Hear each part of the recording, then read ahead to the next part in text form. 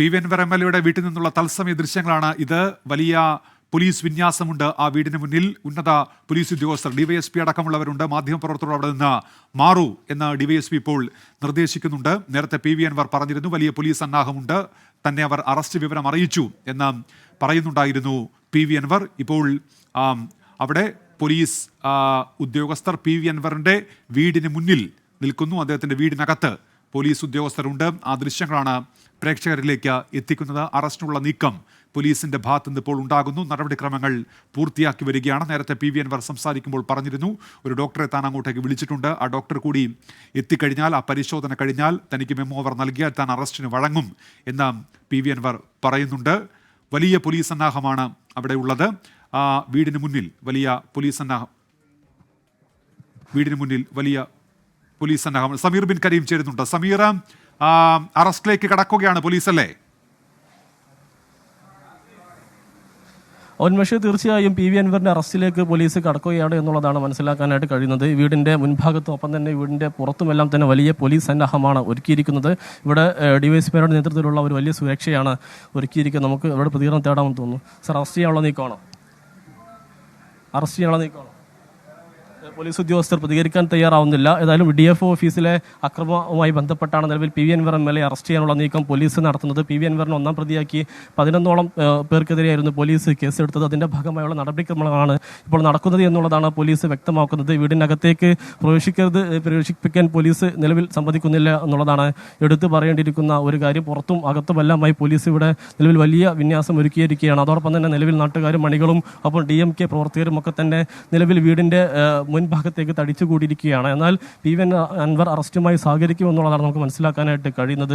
സ്പീക്കറുടെ അനുമതിയോട് കൂടിയാണ് പോലീസ് എത്തിയത് എന്നുള്ളതാണ് പോലീസും ഇതുമായി ബന്ധപ്പെട്ട് പി.വി. അൻവറിനോട് വ്യക്തമാക്കിയിട്ടുള്ളത്.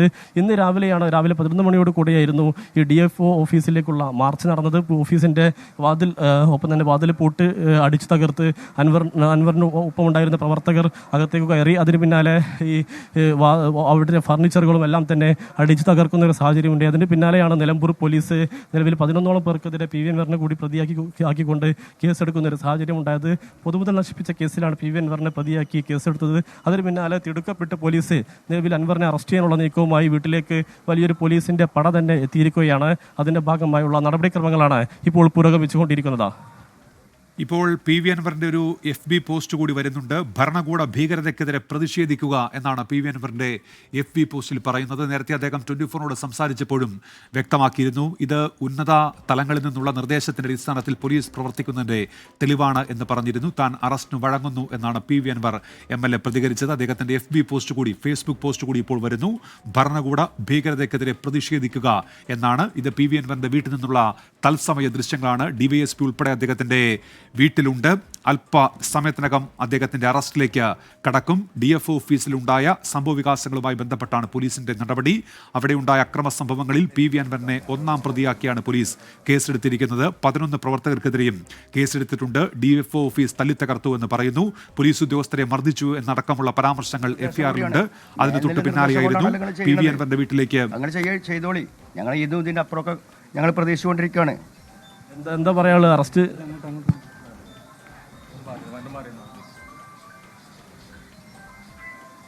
എന്താ പറയാനുള്ളത്?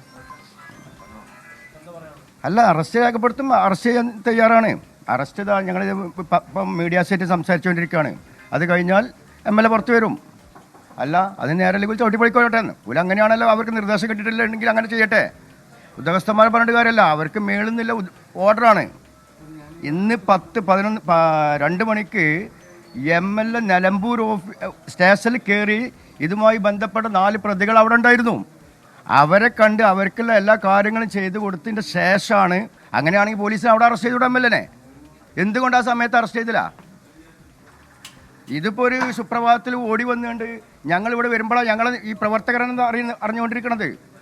ഇത് നീതിയാണ്. ഇത് വളരെ പിണറായിസത്തിൻ്റെ വളരെയധികം ഇത്രയും ഒരു മോശപ്പെട്ട പ്രവൃത്തി ഞങ്ങൾ ആരും പിണറായിൻ്റെ അടുത്ത് പ്രതീക്ഷിച്ചിട്ടില്ല.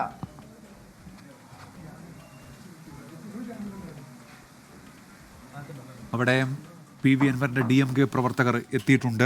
അതിൽ ഒരു പ്രവർത്തകൻ പ്രതിഷേധം അറിയിക്കുകയാണ്. അദ്ദേഹം മുഖ്യമന്ത്രിയുടെ ഇടപെടലിനെയാണ് വിമർശിക്കുന്നത്. അറസ്റ്റിന് വഴങ്ങാൻ പോകുന്നു PV അൻവർ.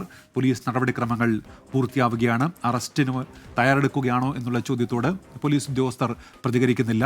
അവിടെ മാധ്യമങ്ങളോട് അല്പം നീങ്ങി നിന്നുകൊള്ളൂ എന്ന് ഒരു പോലീസ് ഉദ്യോഗസ്ഥൻ നിർദ്ദേശിക്കുന്നുണ്ട്. അപ്പോൾ പോലീസ് അവരുടെ നടപടിക്രമങ്ങൾ പൂർത്തിയാക്കി വരുന്നു. നിലമ്പൂർ DFO ഓഫീസിന് മുന്നിലുണ്ടായ സംഭവ വികാസങ്ങളുമായി ബന്ധപ്പെട്ടാണ് പോലീസിന്റെ ഭാഗത്തുനിന്ന് ഇപ്പോൾ ഉണ്ടായിരിക്കുന്ന ഈ നീക്കം ഉണ്ടായിരിക്കുന്നത്. അവിടെ നിലമ്പൂർ DFO ഓഫീസിന് മുന്നിലുണ്ടായ പ്രതിഷേധങ്ങളുമായി ബന്ധപ്പെട്ട് PV അൻവറിനെ ഒന്നാം പ്രതിയാക്കിയാണ് കേസെടുത്തിരിക്കുന്നത്. ഈ പോലീസ് ഉദ്യോഗസ്ഥരെ മർദ്ദിച്ചു എന്നതടക്കം FIR-ൽ പരാമർശമുണ്ട്. അവിടെ പോലീസ് ഇപ്പോൾ PV അൻവറിന്റെ അറസ്റ്റിനു വേണ്ടിയുള്ള നീക്കത്തിലാണ്.